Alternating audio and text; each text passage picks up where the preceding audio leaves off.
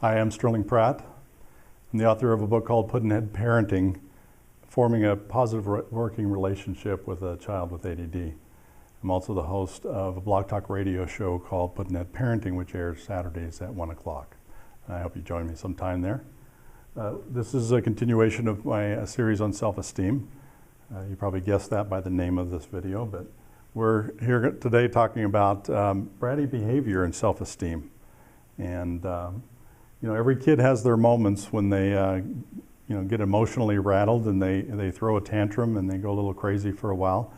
But most of them figure out that there's a more constructive way to get what they want. If there's no positive feedback to their bratty behavior and they don't get any results from it, most kids will then learn a more constructive way to get what they want and to satisfy whatever need that is that they're acting out over.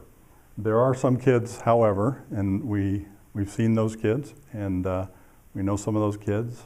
Maybe there are kids, hopefully not, that just adapt the bratty behavior as a way of life. And there are various reasons for this. Some are environmental based and some are even brain based. And this is actually a two-part video because this part we're going to kind of talk about the effect that bratty behavior has on self-esteem. And in the very next video that comes out in a couple of days, I'm going to talk about some things that we can do about that. And that's going to be a little bit different if the brattiness is based on a reaction to environment and maybe even parenting, or if it is brain-based and if what we do about those types of situations as well. So ADD we say is brain-based, but this side effect can also be brain-based. That feeling that the children get as they realize that they're bratty and they adopt that kind of persona is very damaging to their self-esteem.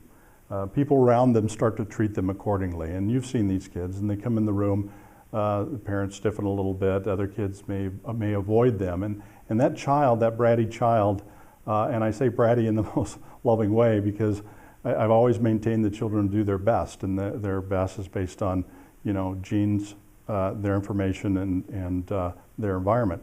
So, but they feel that reaction from other people, both from kids their age and from the parents of those kids. Parents don't want their child to go over and play with that kid or have them come over to their house to play because they're a little bit intimidated by that behavior. So once they believe that, it's a self-perpetuating condition. They believe it and then they start to act according to that belief, and it's a chicken and egg kind of situation here that somehow we have to crack and be able to restore that self-esteem. The parents know when your child is bratty. I know I've had young children that I've taught had in classes, and their parents will come up and apologize to me, almost sometimes even before I ever meet their child, that my child has a real bad behavior problem, and their parents know that. They love their kid, but sometimes they get to where they don't like them, right? They hope and work and pray for their success and that they can work through that, but they feel guilty about those feelings, and but they can't help just being thankful when their child is finally asleep or off to school or someone else is dealing with it.